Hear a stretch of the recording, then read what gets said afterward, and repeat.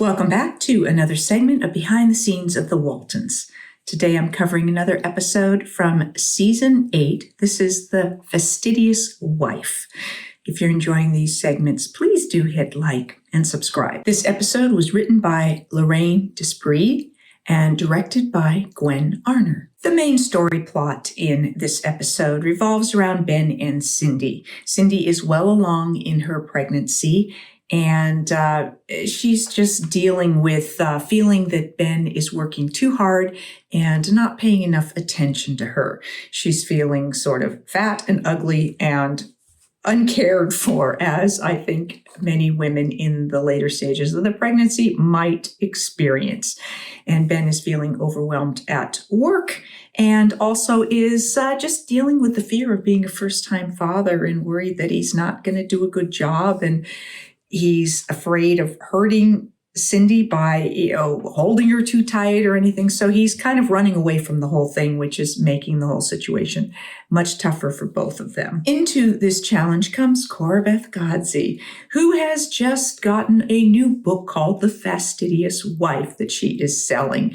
And so she's pitching it really hard to Cindy and sort of talking about how if a woman's husband seems to be working too much and isn't around, that it really is the wife's fault because she is not doing all the right things to really please her man and keep him happy and keep his attention on her.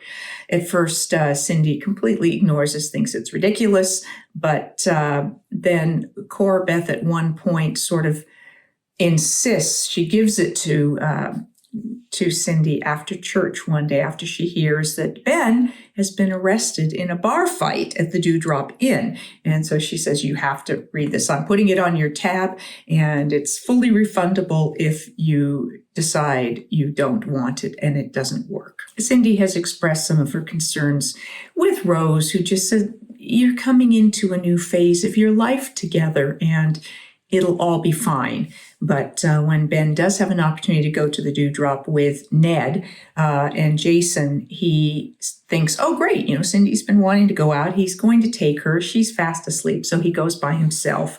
And although it's all pretty harmless, he does get in this fight trying to help Sue Ann, who is kind of being manhandled by Ned, who has had way too much to drink. And indeed, there is a bit of a fist fight, and Ben does end up in jail, and Jason has to come and wake up Cindy in the middle of the night to say, Ben's in jail. After Sue Ann comes by the mill to thank Ben for rescuing her, and Cindy hears about this. This was not a piece of the equation that Ben had shared. Now Cindy is feeling particularly insecure, and so she starts reading this book and gets sucked in. And next thing we know, she is getting herself all dolled up, and she is waiting up for Ben. She's going to draw a bath for him. She's going to give him a massage. I mean, she just gets really, really caught up in this whole idea. We see her putting on a mud face mask and then a cute little montage of her with various different things. She's doing exercises and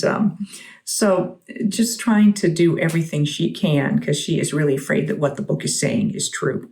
This all continues to escalate. Cindy is now thinking, according to the book, she should show an interest in her husband's work. So she goes into the mill to help Ben, and then Ben has to leave for a delivery. And when he and John come home later, they find Cindy asleep in the mill. She has been overdoing it, trying to sweep up the place. And next thing you know, she is potentially going into labor. They have to call in the doctor. And so there's a lot of concern that maybe she's going to lose the baby. At one point, she says she hasn't been able to hear the baby all morning, wants Ben to remove the crib. But fortunately, it all turns out fine. The baby is safe. Cindy is safe. And Ben realizes that he has been making a wrong move in trying to be too careful with Cindy. And so they're able to work it out and confess their fears to each other and look forward to this new phase in their life and the fact that they're going to be parents, and they're scared and they're worried about it, but They'll do their best and they'll do great. Leslie and I both seem to have very silly hair at points in this episode, just overly curly and overly done. And I know we've talked about the hairstyles and stuff, and that sometimes we look too modern. So I'm not sure what was going on in this one. I don't know if this is a period hairdo, but these are a little overdone, in my opinion. I have been asked if when Mary Ellen was pregnant with John Curtis, if I was actually pregnant, and I was not. And if you're wondering if Leslie was actually pregnant at this point, she was not. She has two beautiful daughters, but they were born later than when she was filming this episode. And I don't know, Leslie seemed to be more comfortable with the pregnancy pads and stuff. I found them hot and uncomfortable and heavy, and it was just, a lot of extra padding, and I would always take mine off at lunch and to be more comfortable. Leslie was perfectly happy to go to lunch wearing it, and I think, maybe she got a kick out of people thinking she was really pregnant and maybe giving her some special treatment. But I was kind of, no, I'd rather just feel comfortable, and so I would opt to take it off. The subplot in this episode revolves around yet another animal that entered the Waltons' life. Jeffery has found a cat that he initially is calling Harold, and Rose discovers when she picks up the cat that the cat is actually a she and is expecting kittens.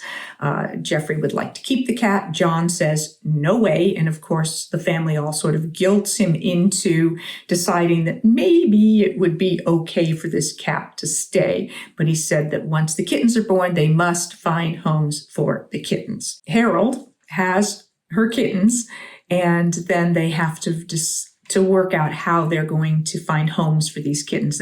Jim Bob makes some offhand comment about they could give them to Mr. Bascom, who will throw them in a sack and dump them in the river. So now Jeffery and Serena are completely paranoid, thinking that that's what's going to happen to the kittens. So they try very hard to find homes for the kittens. They are down to 2 kittens, and they go to Godsy's store. Jeffery has a plan. He comes in, he's showing them to them, and Corbeth's all, get those nasty things out of here. Jeffery has brought a mouse, which he sort of surreptitiously releases in Godsy's store. Corbeth sees it, has an absolute meltdown, and then decides that perhaps Aphrodite would be a very good mouse catcher. And so a really cute moment where she puts the adorable little kitten down and then is telling the kitten to go find and kill that mouse. With a name like Aphrodite, who could resist? Kill! They're down to 1 kitten that they need to find what to do with. They cannot find a home for it, so at one point, Jeffery and Serena take it out into the woods and put it in sort of a bed of straw, but then they can't quite leave it there by itself, so they go back and they get Harold, they get the mother and some food, and they take the 2 cats back out and leave them there. However, that night, Jeffery gets into bed and finds that the cat and the kitten are both now in his bed. So again, concerned that the cat's going to be drowned, they approach John. And again, John is sort of pressured into thinking, okay, well, maybe it would be a good mouser and that it could be in the barn. So we theoretically now have another cat and a kitten that as I go forward looking at more episodes, I'll have to discover if this cat ever reappeared again. I don't remember it. So let's see what happens. Well, what do you think, Mary Ellen? Think a good mouser? They look like prime stock to me. I also noticed in terms of sets, there were a number of times when we were in the shed and you could see out the door and you could see kind of a white wall there. When we see the exterior sets, the shed is off to the side of where the house is. So from the inside, we are theoretically seeing the side of the house wall, but it was not that close in proximity as what you're given the impression of here. So once again, most of this, all of the interior of the shed work would have been done on the soundstage. They had built the interior of the shed set on stage 26, along with where our other interior Walton house sets were, the interior of Godse's store, a couple of the interiors for the Baldwin's house. So that became one of our permanent interior locations. And they would have just put a bit of a flat that we could see there, so that from that camera angle, it looked like it was the house, and that just would have been a flat there, so that you didn't just see into the sound stage and everything that was going on there. Our guest actors in this episode were Zach Lewis as Ned, and he worked in film and TV between 1976 and 1980. I do not know what profession he went into once he sort of stepped away from acting. Denise Latella was Sue Ann. She had just a handful of TV credits. And then Fred Downs, who played Dr. Lewis in this episode. This is the only time we ever saw this particular doctor, when Cindy was in need of a doctor. So he was our sort of doctor of the episode. And he did a ton of work.